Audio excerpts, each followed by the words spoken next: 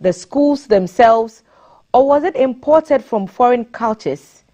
Others also ask, are we just born with the attitude of students to be indisciplined? These are some of the questions we will be asking, and we have a panel at the table to explain some of these things to us on GTV Breakfast today to explore this important topic. I have Madam Oheneba Mercy Akosia Yeboah, who is a counselor and child development expert at the table this morning. Madam, thank you for making time to be a part of this discussion. And Professor Joseph Ofori-Dankwa, a professor of management and a counselor at Saginaw Valley State University. Prof, thank you for making time, and welcome both of you to GTV Breakfast. Welcome indeed. Thank you. I have no idea how old you are, but I don't think we are anywhere in the same peer group, at least. So you would remember a time when discipline meant different things for perhaps the time that you grew up in, and I may have a different idea of what discipline was. What was discipline like for you when you were growing up, Oheneba? Discipline for me, growing up, was showing respect and living in the boundaries that you are allowed to. Which boundaries would those be? So there are a set of rules everywhere, in my home, in school, church, society at large. And I was asked to live within the rules. Cross boundary and you are in big trouble. We'll talk about the big trouble that you landed in. But Prof, what did discipline mean to you growing up? Discipline meant what? Discipline meant knowing where the boundaries are so that you do not cross them. Discipline meant hearing from our instructors or parents and obeying them. So discipline was just conformance to the stipulations of our parents or teachers or whoever was in charge. So both of you mentioned two key words for me: boundaries. Do those boundaries still exist today? Well, in my opinion, boundaries always exist. But let's take one perspective. There has always been indiscipline. It varies, maybe in degree, and sometimes those of us, as we grow, we have what I call convenient amnesia, where we forget that when we were much younger, there were some things that we were not supposed to do that we did. With reckless abandon. So this convenient amnesia that we have, where does it stem from? Because times have changed, and we are told that the mode of discipline has evolved over time. Oheneba. Yeah. So times have indeed changed. We have our existing culture, and because of modernization, we have imported some form of, call it, foreign cultures, so in society, if there's no discipline, we will be in a mess. So I would want to say that yes, we still have rules that guide us, and we haven't thrown our hands in the air yet, so we still have boundaries. But like Prof said, crossing of boundaries have always existed. It's not new. It is the way that we look at it. It's the way that we want to complain about it. It's the way that we want to handle it, that makes the difference. But for me, yes, boundaries still exist, and the people know there are boundaries. Yes. But now that we talk about a shift in the paradigm, you've mentioned modernization, and you've mentioned how it is easy for parents to say, I never did this as a child. Yes, you did. Good morning, mommy. So it's nice that we tell our children our words, and the girls I just said hi to my mom because she says that all the time. I never did this to my mother. You won't do this to me. So good morning to you, Auntie Teresa. We like to lord it over others about how we did it better in our time. Why does it seem like this generation or this crop of senior high school students, for example, appear to be so fearless? Isn't that what we raised them to be? That whereas we were born and raised in a time where children were to be seen and not heard, we are empowering our young people to stand up for themselves and be vocal. Isn't that what we raised them to be? I think that's what we are raising them to be, and in a way there is this duality tension, the tension between modernity and tradition. And as I suggested earlier, this tension consists and keeps going on. And so now the modernity has a particularly powerful ingredient, and that is the technology, the internet. These days things go viral just like that. And so with that type of context where technology is constantly shifting, it makes it so much more difficult to keep the traditional boundaries. I remember traditional boundaries when we were growing up in a society where if you were walking down the street and you said, I went to Bishop Girls' School, so that was on the high street, now we call the Atamils High Street, and there were many businesses, corporate organizations there, and it meant that whereas many of my colleagues in school came from, Accra Central proper, Jamestown and Palladium and Swalaba and all that, the tendency for us to become overly vocal was quite there. So we would walk down the street and make certain pronouncements and have other people walking down the street say, hey, who said that? And, give you a few pats on the bottom. I'll come to your school tomorrow. I'll report you to your headmistress. We don't see that now. What does indiscipline mean today? And how does it differ from what you were used to, Oheneba? Well, I don't see too much. So, can you give me some of the words you used and you were reprimanded? Can you remember some of them? This matter. So, we would insult each other and use, if you're from, hello, good morning to all my people in Accra Central. We knew some of the words we'd use, naming body parts and attributing it to certain parents. And those were not nice. So, and we knew it ourselves. And someone would always be quick to say, hey, don't say that. All right, Thelma. So those words you said those days, if somebody said those words today, they are still wrong. They still are wrong. So the child who is saying those things has crossed the boundaries. And trust me, they will still find their peers reprimanding them. And that's why I'm saying that things have changed because of modernity, technology, and all that. You understand? The shifts is just the infiltration of foreign culture, which we haven't managed well. Otherwise, things are still not too much different. But it's the way we are viewing it, the way we are handling it, and it's not as if we can't manage them. If we put our minds to manage them, it's possible. We can manage them. So, yes. Go on. So it is the responsibility that certain people are shaking.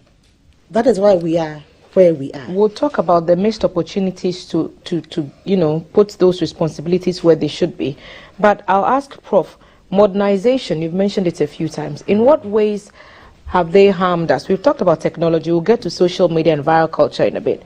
But how have we misused modernization? So we want to modernize.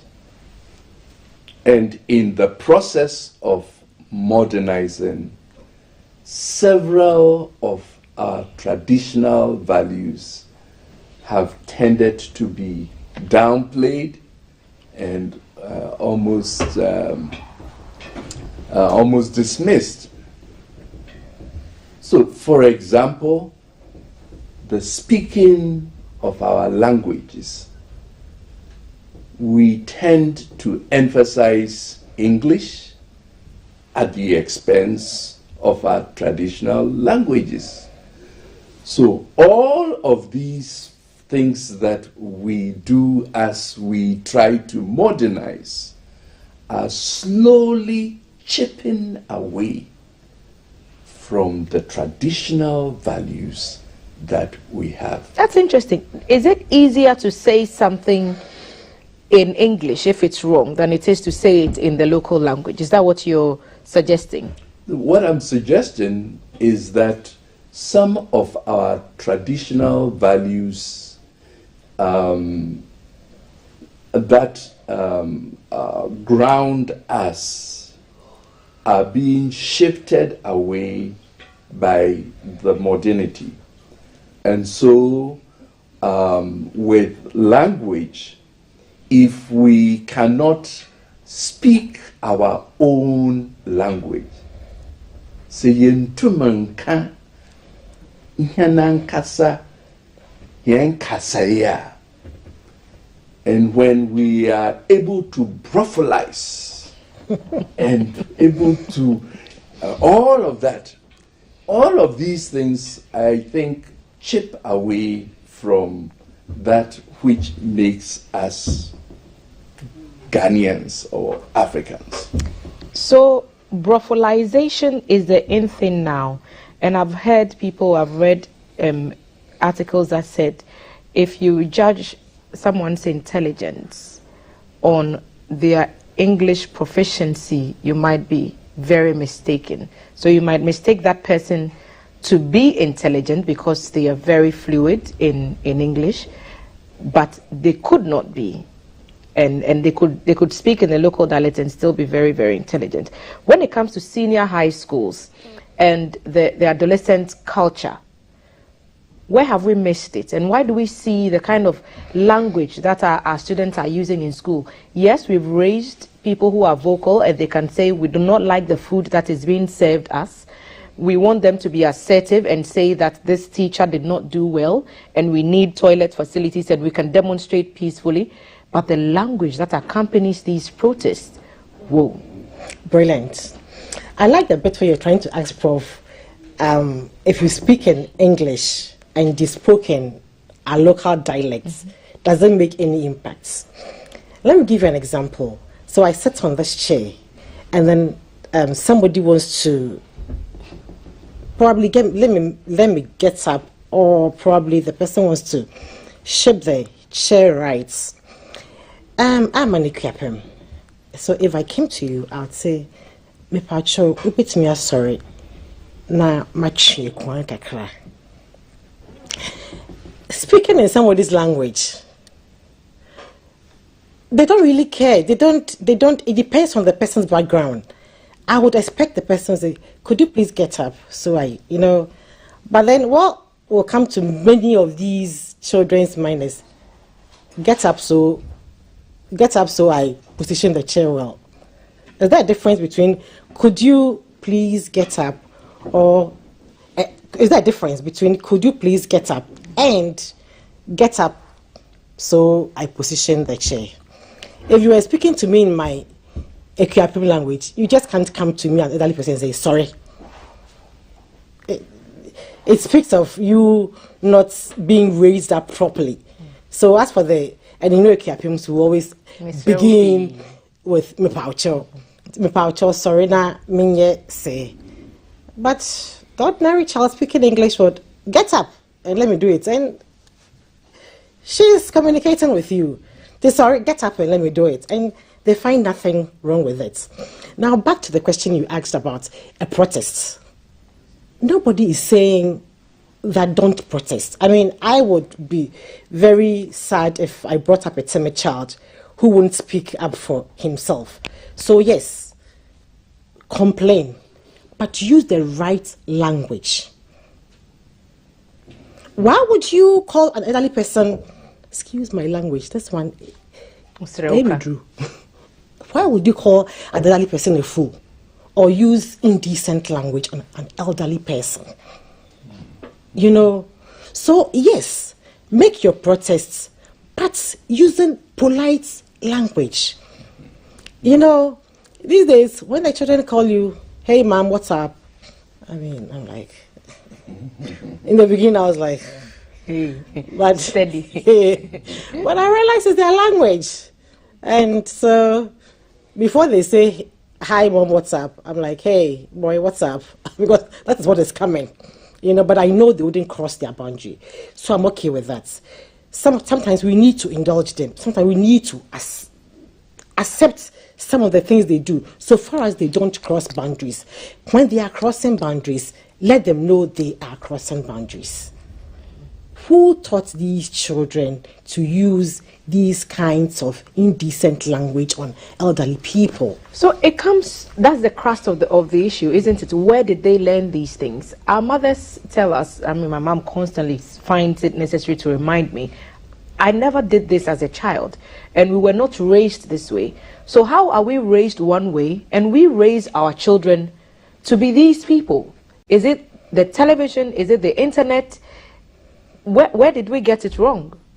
We were raised sometimes by parents who never sat in classrooms, and yet they knew how to articulate, they knew how to get their emotions across without resorting to all these things. So where did we miss it? But I also recall that there have been instances where the genteel way in which one can abuse a person. Genteel abuse. Well, me pacho pi se uyabia. That is a very genteel way of being very insulting. So they insult you, but they say it nicely. No, so that you don't. And it will hurt just as much. I also recall, I'm a product of the Ghanaian educational system, so went to Legon. And I recall I was at Oponglo, the Mensa Saba Hall, and if you were to hear the contests in singing between the halls, especially those who were up on the hill there, is a Commonwealth, and not to mention the Oponglo people themselves. And so because I'm on live TV, I cannot also say what I did. Let's just say good morning to all the Commonwealth. They are our good friends. So good morning to all my brothers. I'm not wearing red today, so I'm good. But the point I'm trying to make is that, yes, there's indiscipline now, but there has always been indiscipline, even in the past. Yes, there's indiscipline now, but now the indiscipline tends to be much more quickly seen because of technology. Yes, there is indiscipline, but the indiscipline is more quickly diffused, so that there may be the perception that indiscipline is rising, but maybe indiscipline has always been there, cloaked in some way, but is now being much more exposed. Now, it's interesting. So it's a viral culture that makes us think there is more or there is less discipline. But in actual fact, Prof is saying that he's suggesting that perhaps it has always been the case. Yeah, yes. I can give you an example. If a child becomes rude to a teacher in a school now, it's gone viral. Oh,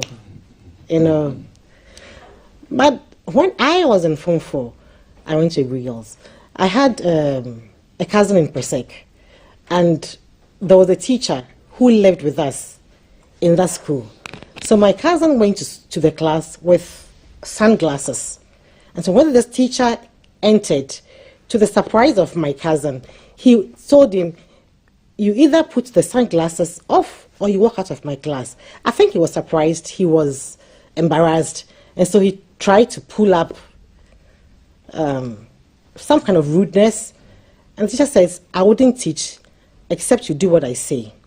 You know, he got up and left. If it's today, it will be viral. But this happened about 30 years ago, more than 30 years ago. But are the sunglasses prescribed school, something to have in school? Because there's a list Certainly of approved not. stuff that you can take to school. So Certainly not. And that's why the teacher asked him to put it off, remove it. Was there any further punishments? There was. There was. Oh, those days. There was. And I think that changed his attitude completely.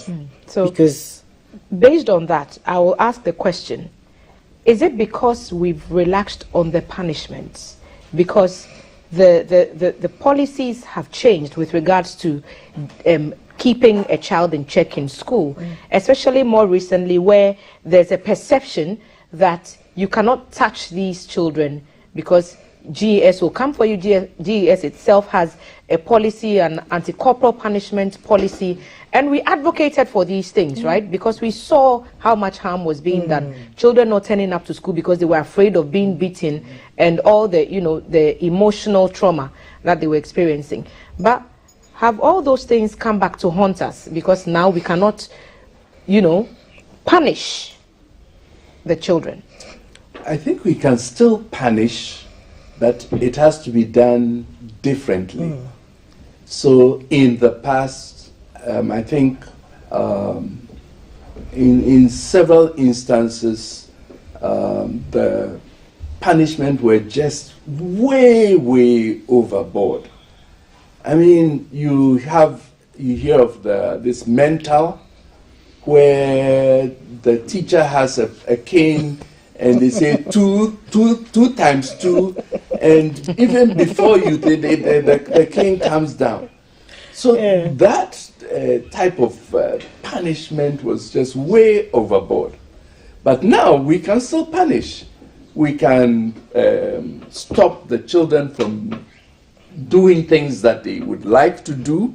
So if there's something that they particularly like, we can say you don't do that as a type of punishment. So I think the moderating element in our current system, I think, is really very good, because sometimes I think the people administering the punishment just went way overboard. I have been beaten, I've been caned in school for talking, and if you know me, you know that then I would be caned every single day. I've had to weed, and I've had to stand on my table in class because I'm talking. And there were other things you could do. These days, the idea is a teacher or an instructor may not have the opportunity to execute those things because there are policies against it. You've heard what Prof said. It's brought us some good. What do you think? Thelma, I would never support corporal punishments for anything. I wouldn't. I think you can do other things apart from the corporal punishments. And I think GES will allow you, if you were talking and you were asked to stand on your table, I don't think that GES will frown on that, except we want to go into the child's rights and those things. But I don't think GES will frown on a child talking and a teacher asking the child to write lines. I will not talk again 200 times. That's a good punishment. It's, in fact, it's... I did that as well. Yes. 500 times overnight. What did it will even improve your handwriting. Because a strict teacher wouldn't allow you to. If you are doing cursive, you have to do cursive for the 500 lines. If you are doing the straight thing, you would have to do the straight thing 500 lines. That will even improve your handwriting. I didn't feel that way. Of course, you didn't feel, you felt bad. But then, so why you did that, you wouldn't talk the next time, isn't it? Prof and I are in we have an organization where we help teachers to teach math the right way.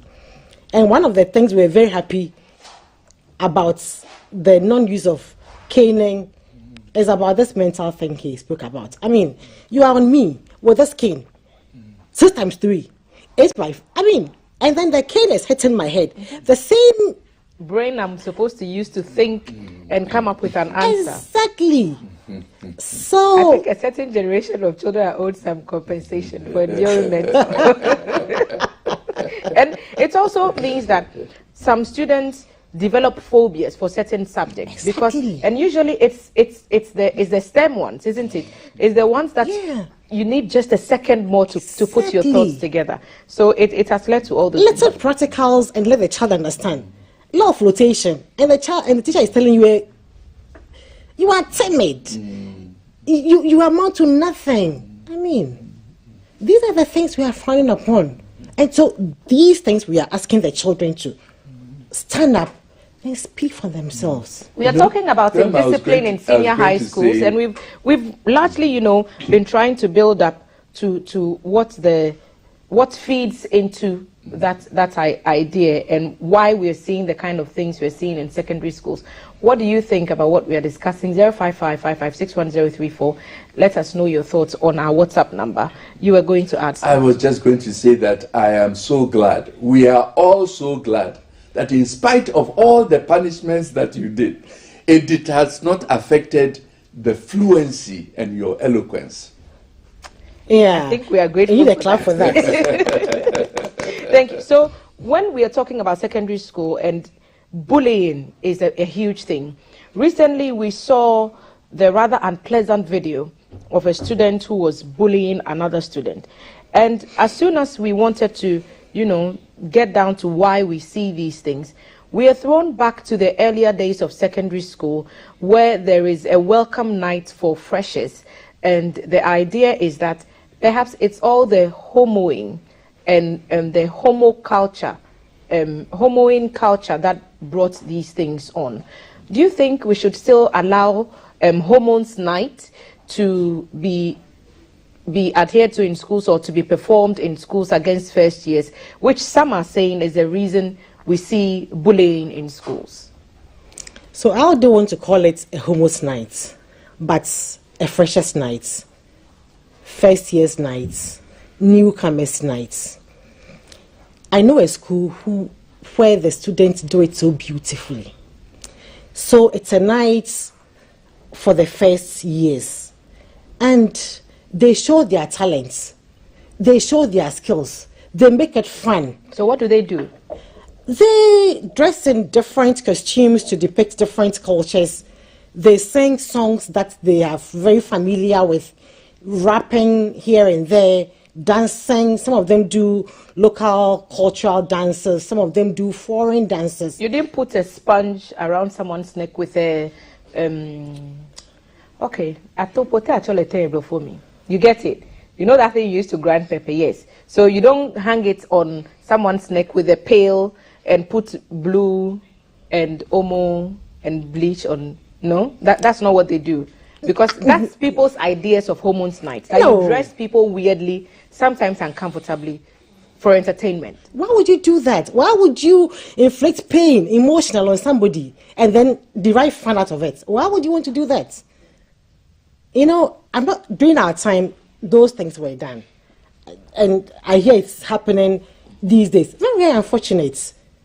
If we say we are modernizing, should we continue to do these things that's just not modernization?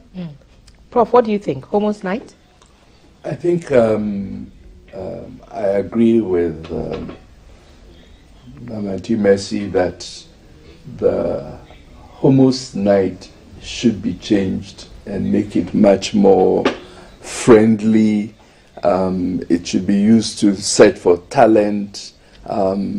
it should be used as a way so that the new coming students would get to interact with each other, almost like an orientation or onboarding type of a process.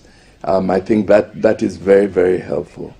And boy, what was done in the past in some of the homoing situations were just not right. Right. We are joined on our phone lines by a former Director General of the Ghana Education Service, Mr. Charles Aheto-Chega, to add his perspectives on what we've discussed so far. Thank you for making time to join us this morning on GTV Breakfast. I want to find out what your experiences were at the time when you were DG of Ghana Education Service concerning indiscipline in schools, and what measures you had sought or actually did put in place to make sure that that problem is rectified. Well, thank you very much. Indiscipline, I would say very bluntly that indiscipline is a part of the whole process of forming children. I mean, you would always encounter that one way or the other. So you must be in readiness to put in place specific sanctions and processes that would ensure that children conform to certain right ways of living with one another. So besides the school rules, which were generally a code of conduct for students and a guide to how students will be raised, when severe forms or different forms of unexpected indiscipline occurs, then we have to look at it and make some specific rules. So you'll find in the school rules regulations relating to breaking of bounds, going out without exit, and the housemaster dealing with students, interrelational problems, and all of those things. So those were the things that we were dealing with. I wouldn't say that during my time there was a very significant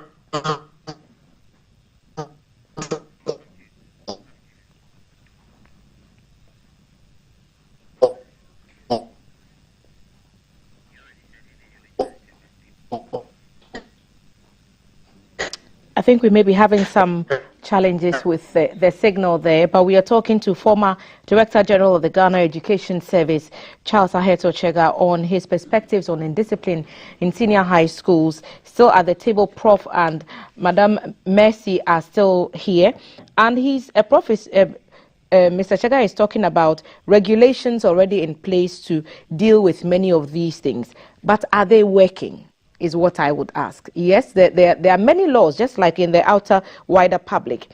There are many laws, but how is the enforcement going? And are we seeing the effect for which we put those laws and regulations in place? Mercy, you want to go first? Right. Are they working? I think that if we allowed rules to work, they will work. Okay. Let's go back to Mr. Chega. I believe that his signal has stabilized somewhat a little bit. Thank you for reconnecting with us. You were making the point about there being in place regulations, and at the time that you were DG, you did not see the kind of viral culture that we have these days. Do you think it has rather highlighted the situation? The panel is of the view that indiscipline has always been the bane of existence in senior high schools, and that we are only perhaps seeing it more now because of the internet and the fact that now we have social media. In that context, how should it be managed? Well, I wouldn't maybe say agree with the panelists in terms of blaming the social media for being the cause of some of the things we are going through. If we look at it on a broader scale, we have social media coming to be a part of our socio-cultural behavior, and therefore beginning to define some of the things that children would have to go through. But in the school system, we have regulations which say that we do not allow students to bring telephones and devices in school. So it is a case of not particularly blaming it to social media, but to certain parental things that we really have to deal with within our own households that will ensure that our respective children behave in manners that are proper in terms of our whole social culture. So that is the kind of way I see it.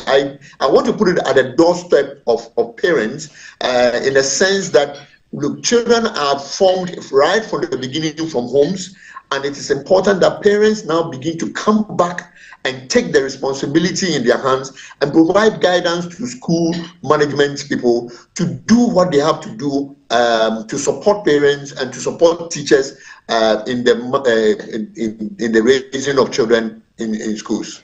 That's a great point, but we find ourselves in an era where more and more parents are out there working, and there is less time for parents to actually be fully present in their children's lives. And so more and more of these, discipline tools are being left to schools and institutions and teachers to apply. How then do we achieve the goals that you've mentioned?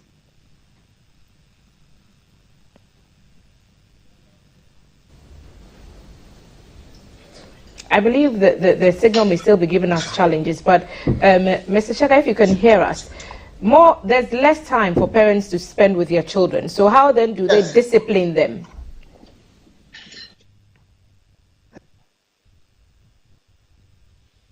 I think we may have some issues with. We'll try and get a response from him. But what do you think about what he's just told us? Parents should bear the first, line of responsibility. But I have people who are waking children up at 3 in the morning because they live at, Ashomai Estate, and they are bringing children to school at, Kandak area because they used to live at Nima and they've moved. And so the children are already not getting enough sleep. They are getting home later. They're not even eating at home. Parents have no idea what their children are up to for 18 hours of the day. And when they are home, they are asleep, only to wake them up at 3 and set them on their way again. So when are they going to discipline the children? That is very, very true. But I want to also point out that in the Ghanaian educational system, we've had a long tradition of boarding schools where the children are in school for 3 months, 4 months without the parents. And so this is nothing very, very new. But that being said, I think parents have a major responsibility of trying to instill discipline. I think that the child is a gift that is given to us of God, and so once we have that powerful responsibility to try to shape in all different ways, starting right from birth as they move up. I wonder what your thoughts are, because if the responsibility really is largely on the mothers, and the idea is you need to train up the child. The Bible has admonished, train up the child in the way she goes. When she's old, you will not depart from it. You wake a child up at 3 in the morning so they can go to school. Chances are they have not even had breakfast. They go to school. This teacher is, knocking on their heads with a cane, trying to, get some answer to a mental question, and it's drilling. And so if it bubbles up and out, then it comes across as, rude, intemperate. Are we saying the parents, they should be blamed for this? Absolutely. I mean, the best investments you can do is to educate your child. Education is the best investment. So waking up at 3, up and down, looking for all the money in the world, and if the child God has given to you as a gift, you can't instill discipline in them, you can't bring them up properly, the work you've done is zero. If you're living in Nima, like the example you gave, and you moved to somewhere else, why don't you look for a community school? Why do you, I don't know, but if it's me, I'll look for a school in the community so it's easier I appreciate the fact that it's not easy. And so I have to wake up my child at 3. But I will look for a solution. There's a problem. I'll look for a solution. Right. And make sure that the child is not waking up at 3 o'clock. I'll make sure that the child is in a community school, so the child can get up at like 6, have his breakfast, go to school, and then enjoy life as a child. I know mothers who are waking their children up to help them actually, set up their wares. If they are selling in the market, they are waking the children, let's go to the market, help me set up before you go to school. So there's a lot of parenting gaps in that. Yeah, it's difficult, but we should manage it right. Right. Let me ask you, Mr. Chega, do you feel that teachers really are getting the short end of the stick when it comes to indiscipline for something that parents should do, especially in senior high?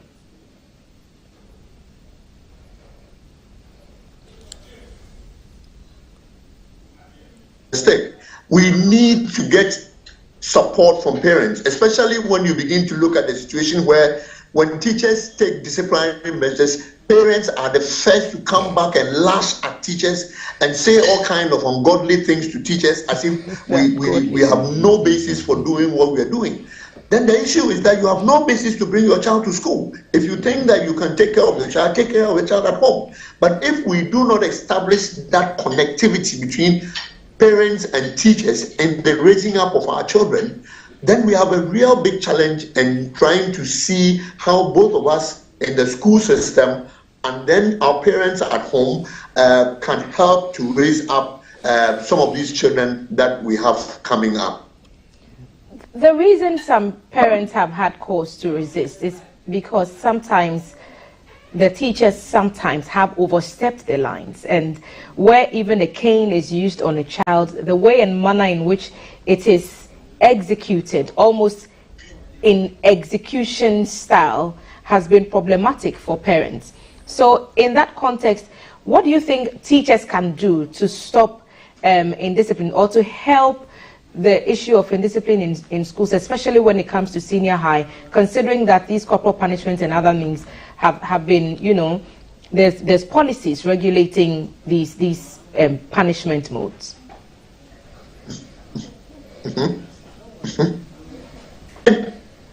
Well, I think that we also have.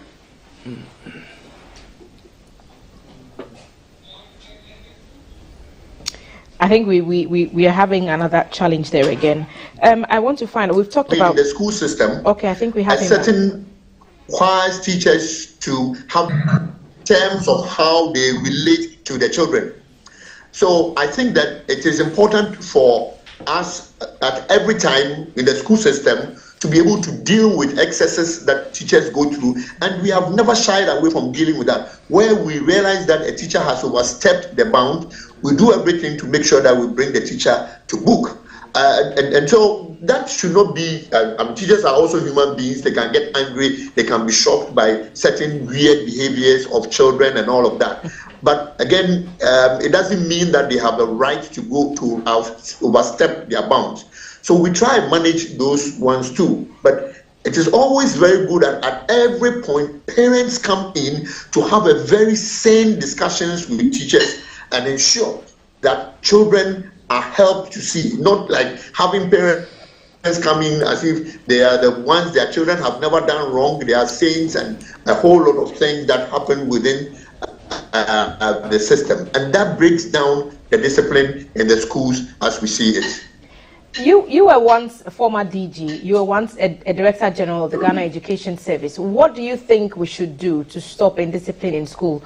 Is it possible in senior high school, considering the people we are talking about are at the time in their lives where they are self-discovering?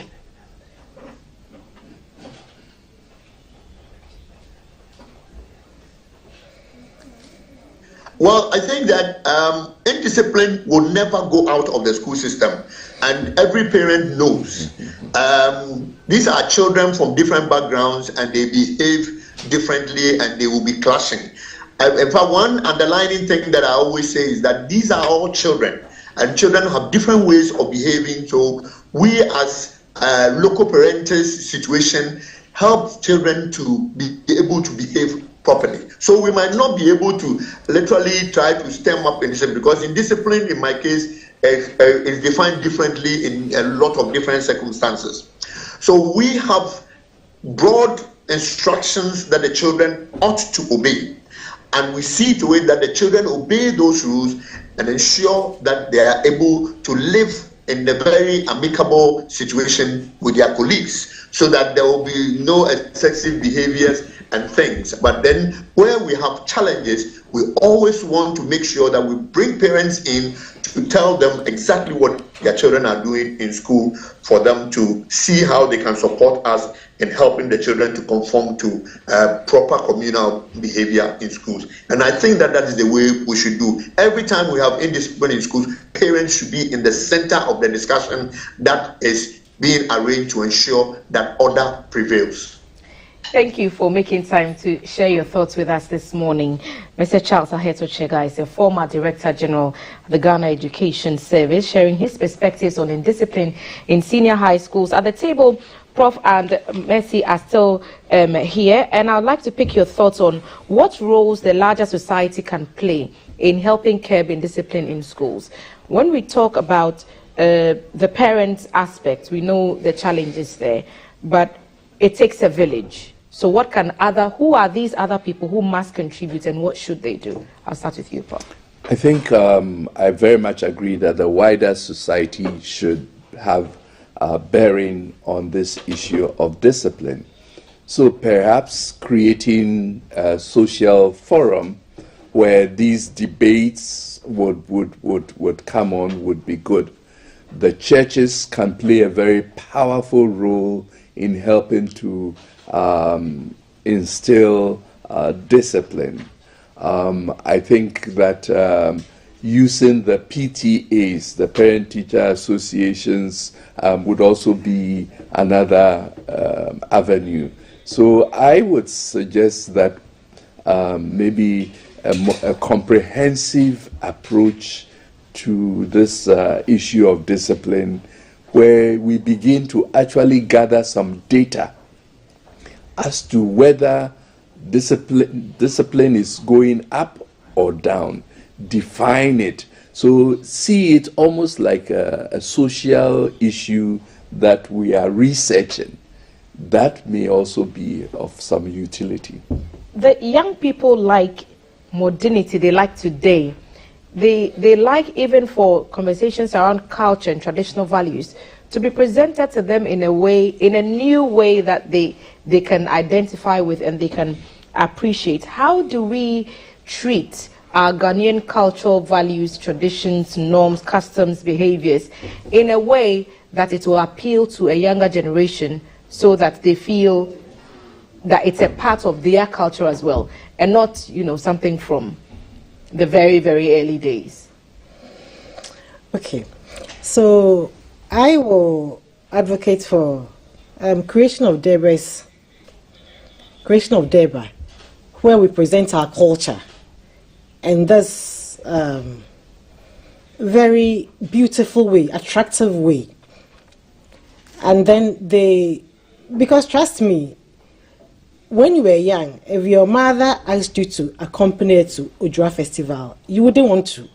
But as you sat here right now, if we are asked to attend on Ojura Festival, you will clad in your beautiful kente, wear your beautiful Ahineba sandal, and you go there and you are happy. So there's a way that we can also make our culture attractive to them. And one of the ways is letting them attend Deba, visiting the palace of chiefs, letting them enact our culture in their own way, and speaking to them, giving them books. People have written books on our beautiful culture, and then letting them watch programs on television. All these things can let our culture be appealing to them. Right. I'm going to scoot over to our screen to read a few messages, if there are any. 05555610034. We are talking about indiscipline in our schools, and I want to know what your thoughts are on this matter. We've spoken to a former DG of the GES, and he's shared his thoughts with us at the table. Professor Joseph Ofori-Dankwa, at the a professor of management and also a counselor at Saginaw Valley State University, and Madam Oheneba Mercy Akosia Yeboah have shared their thoughts with us. What do you think about indiscipline in senior high schools? And these are the thoughts of those who are sending them to us and not the thoughts of anyone here at GBC. Good morning. Good show, and well said by the former GES director. Indiscipline by some parents and most of our right fighters, child rights, human rights, etc. And I think Professor Akosia is directly talking from where she was fortunate to be brought up. So, Madam, the idea is that you were fortunate enough to be raised in an environment where perhaps these things came a bit more naturally to you. But for those who did not have the benefit of that upbringing, they may have difficulty becoming the kind of people that you're talking about. But talking about child rights and advocates for child rights and all that, has it harmed us? Do you think that by, suggesting that, children should not be made to do this, or we shouldn't do this to children, it has created a barrier where the rights and responsibilities are not clear-cut? I don't think that I ever said anyway that parents shouldn't be responsible for the upbringing of their children. Absolutely, yes. Parents are responsible for bringing up children. After all, the children go to school like 3 or 4 years. So whatever you put in them, garbage in, garbage out. So I perfectly... Now some are being taken to school at creche level. People are sent to school because, maternity leave. This morning we've talked about breastfeeding and the fact that the mothers don't even have the full 6 months at home in most of the instances to, go through the exclusive breastfeeding advice from the health professionals. So children are going to school at 3-4 months, others are going to school at 2 weeks. And so this idea that, you are home and until 2-3 years, for many it's not the reality.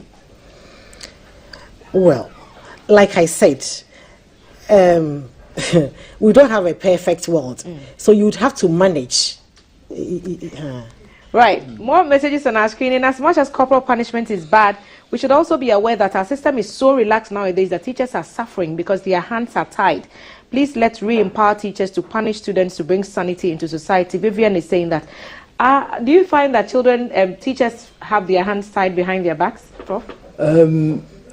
I think that teachers still have a lot of power. Power is the ability to influence. You do not always need punishment in order to powerfully influence people. There are some very strong, positive ways of reinforcing good behavior that teachers can do. And I think that perhaps teaching some of our teachers in terms of ways and means by which you can influence, and I mean positively influence your class without necessarily using punishment, may be useful. Right. More messages on our screens. Good morning to you as well. Indiscipline, in my opinion, started from home, because a well-disciplined child wouldn't go to school and be disrespectful. Also, I've realized that some students imitate themselves, especially to the juniors, because they look up to the seniors. Mostly every first year student looks so innocent, but as time goes by they become so disrespectful because they see their seniors living a wayward lifestyle, which they also adapt to. Okay, so those are your thoughts. I support 100% the director that parents must sit up and take full responsibility. Mama Afi sent us that. Charity begins at home. You spare the rod, you spoil the child, is what someone says. If we are, okay, we just want to stick to a conversations around indiscipline. And this is quite a long one. Keep it short so that we can read it as quickly as we can. Hello, this is Bismarck. This indiscipline among students these days also is as a result of influence from the Western world. Most parents who live outside the country try to introduce the experience they encounter in those places, forgetting that our system is also different. Most parents must eradicate the notion of curtailment of a child's rights when it comes to punishment. Ghana must wake up from slumber because these things are getting out of control. Mohammed, reaching us from Medina West. The school is a business which needs to always put in mind that students are their clients. And no matter where clients are found, their needs matter most. The point is, most of the indisciplinary acts committed by students are due to the students' lack of interest in the school curriculum. Curriculum should be redesigned. John from Kanishi. What about if you ask a child to write 500 times or stand on the table and he or she refuses? What next? Are politicians insulting the elders on radios and televisions, and some parents are all contributing to it? So we're trying to break down where all this is coming from. Emmanuel Atiaka from Tajewu says, I like your program. Thank you for liking it. Good morning, Thelma. The main cause of indiscipline is poor or inappropriate parental care, modernity, foreign culture, and IT, that's social media, and negative stuff from the internet. Good morning, Thelma. Recently, some schoolgirls insulted the president. It was on social media. It was social media that intervened, not the elders. Okay. So more messages on our screens. I'll take a few more. Good morning. Discipline in schools has been with us since time immemorial. However, the recent use of bad language by students can be linked to our politicians who sit on radio and use abusive language on their opponents. A big thanks to the former education director for the input. I also think that human rights and child rights interference is another contributory factor to the many bad behaviors by students. How can you send your child to school and still want control over the child, just like the way he was handled at home? Teachers should be allowed to discipline students at any level of education. Discipline by caning, by giving hard work to do, suspension, sacking, etc. So that corrects the students. Parents are always complaining and some threatening teachers and school authorities when their wards are punished in school for the wrong they do, and that is not helping. Professor Albert Borough sent us that from Upper West Region, the capital.